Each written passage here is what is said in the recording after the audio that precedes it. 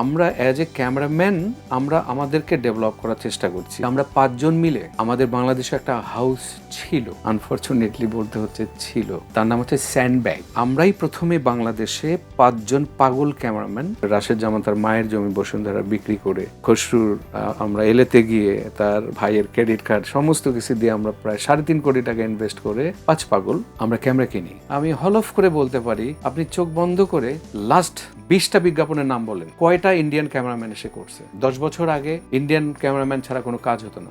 আপনার কাছে একটু জানতে চাই, আপনি তো ক্যামেরা অ্যাসোসিয়েশনের প্রেসিডেন্ট, তো ট্যালেন্ট হান্টের কথা বললেন, সেই জায়গাটা থেকে আপনারা কতটুকু উদ্যোগ নিয়েছেন? এটা আসলে এই প্রশ্নটা জানি না কতটুকু যুক্তিযুক্ত আমাকে করা। আমি সরাসরি বললাম, হ্যাঁ, একজন হিরো বা হিরোইনকে ট্যালেন্ট হান্ট বা ওনাদের ডেভেলপমেন্টের জন্য আমাদের অন স্পট আমরা অনেক কিছু করি, রাইট, ওনাকে ভালো দেখবার জন্য। কিন্তু আমাদের ডিপার্টমেন্টে অ্যাজ এ আমরা যারা টেলিভিশনের বাইরে যারা ফ্রিল্যান্স ক্যামেরাম্যান হিসাবে কাজ করি, আমাদের একটা সংগঠনে সম্প্রতি আমাকে সভাপতি বানানো হয়েছে, আমি এটা সভাপতি।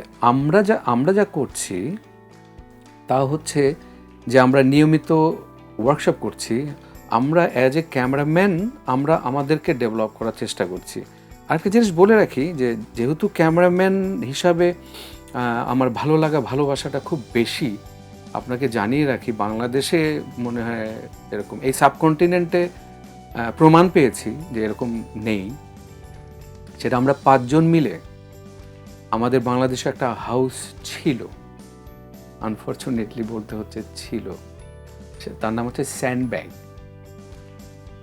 আমরাই প্রথমে বাংলাদেশে ৫ জন পাগল ক্যামেরাম্যান, আমি, টিডাব্লিউ সৈনিক, কামরুল হাসান খসরু বিজ্ঞাপন নির্মাতা, পিপলু আর খান, মানে কিসলু আর পিপলু দুজন, আর হচ্ছে রাশেদ জামান, ওই যে আয়নাবাজির ক্যামেরাম্যান, ক্যামেরাম্যান। আমরা ৫ জন মিলে ডিসিশন নেই, আমাদেরকে যখন এফডিসি থেকে কোনো ক্যামেরায় হায়ার করতাম 35 মিলিমিটার ক্যামেরা, তখন ওটাকে আমাদেরকে বোঝানো তো ইটস আ রকেট সায়েন্স, তোমরা এটা কিছু বুঝবা না, ভিউ ফাইন্ডারের লুক থ্রু করলে মিষ্টি খাওয়াতে হতো। আমি জানি না আপনি শুনেছেন কিনা, এরকম একটা চল ছিল আগে। তো আসলে এই জিনিসটা আমাদের অনেক পীড়া দেয়, যে আসলে আমি যদি একটা 35 লেন্স লাগাই, সে 35 লেন্সের ওয়াইডনেস কতটুকু জায়গা আমার প্রোডাকশনের ছেলেটা লোক সরাবে, অথবা কতটুকু আসছে তাকেও তো জানতে হবে, না হলে সে লোক সরাবে কীভাবে? ডিরেক্টর বলছে এই লোক সরাও, ও তো জানবে যে আচ্ছা ক্যামেরা কত নম্বর লেন্স লাগাইছে।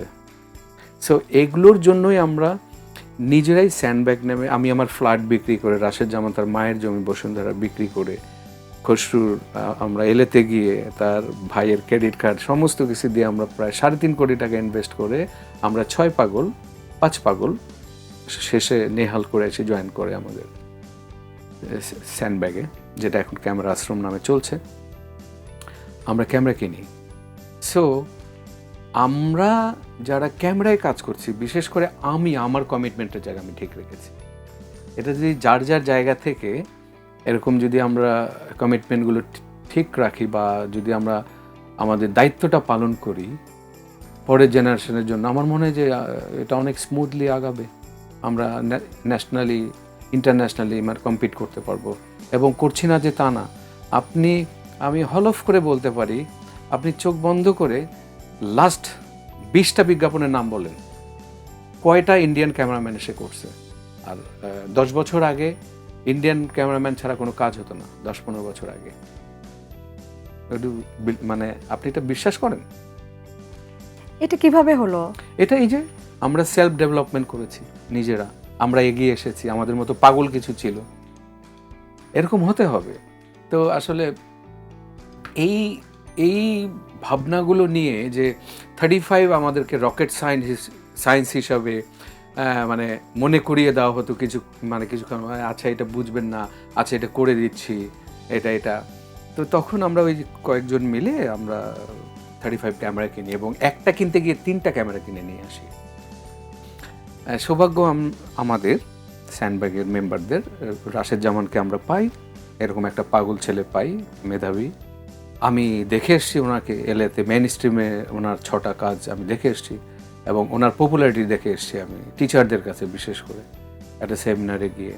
তো যাই হোক, রাশেদ জামান পরে উনি এই স্যান্ডব্যাগটা তৈরি করে, আমরা সাথে থাকি সমস্ত কিছু দিয়ে, ইমোশনালি, ফিজিক্যালি, অর্থনৈতিক সব দিক থেকে সাহায্য করে।